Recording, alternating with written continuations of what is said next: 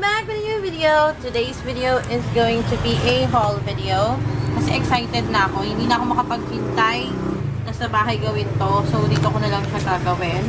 And what am I talking about? Like, this girl that has no makeup on is so excited over makeup! Hindi ko alam kung nagpe-play o nag-ano. I don't know, but let's just go for the best. Okay, wait lang. Titignan ko talaga kung nagre-record ko. Wait lang, ha? Ayan, nagre-record na siya. Hi guys! Okay, so if you guys are interested to see the makeup that I just got in the mail earlier, make sure to click the subscribe button and the notification bell so y'all be informed of new videos that your girl uploads. Okay, let's begin! Okay, so ito lang, excited na excited ako para dito kasi I've been waiting for this since December actually. Nag-pre-order, kasi itong online shop na pinagpilhan ko, since December ko pa siya in-order kasi pre-order lang to. Tapos, sabi, nandito na yung order mo, so you can just like, you know, send me your shipping and then we're done. Okay?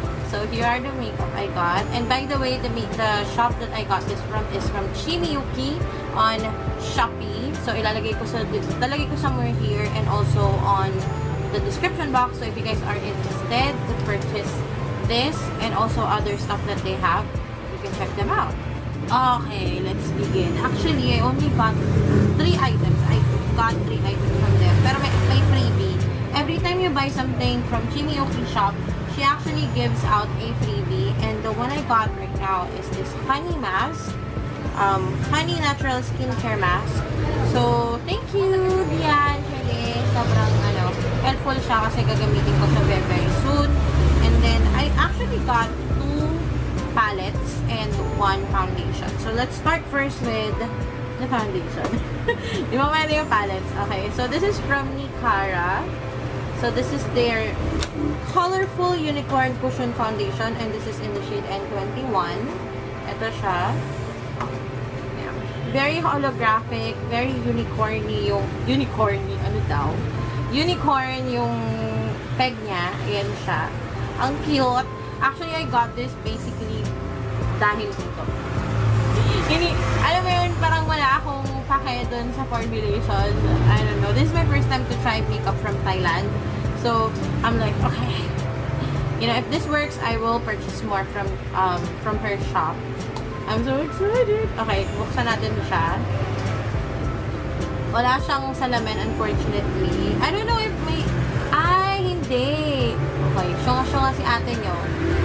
Kaya pala yung nagtataka ako. Sabi ko, there's supposed to be, a mirror. Meron nga siyang mirror. Sandali. Uukain natin. Uukain. Tatanggalin natin yung... Kasi may film siya eh. Ito na. Tatanggalin natin yung covering. Kasi sabi ko, bakit parang walang salamin? May salamin siya eh. Kasi may ganito din ako. Pero karadium naman yun. Tapos na yan. Come on. I know I can feel you. Ay! Malapit na siya sa katotohanan, ma'am. She! Wait lang.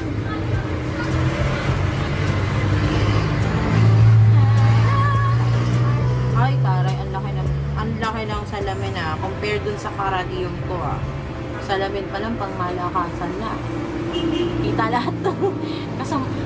Kita lahat na nakalipas Okay, so ito yung sponge. Hindi ko pa ito bubuksan actually. So on, I think the next few videos you will see me do a wear test on this. If you guys are interested, comment lang kayo sa baba at i-like yung video. Ang cute nung pa.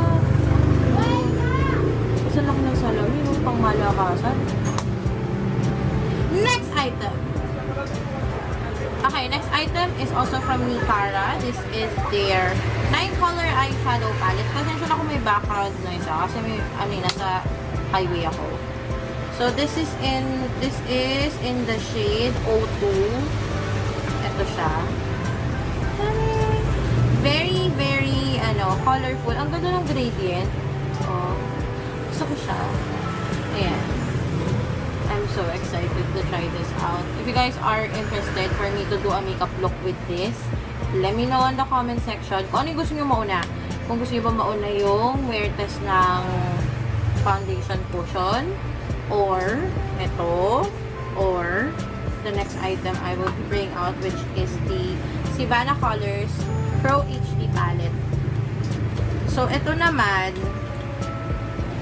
by the way, kung gusto nyo malaman yung mga prices, nasa description box na din, lalagay ko doon. So, ito naman, it's a mix of shimmery mattes, while this one is more matte and metallic shade. Meron ding shimmery, pero may mga metallics din siya. So, yan. Alam niyo na kung anong palette ang gusto ko, anong klaseng color scheme ng palette. Mahilig ako talaga sa neutrals kasi, alam mo yung parang, you can work your way out of a neutral palette.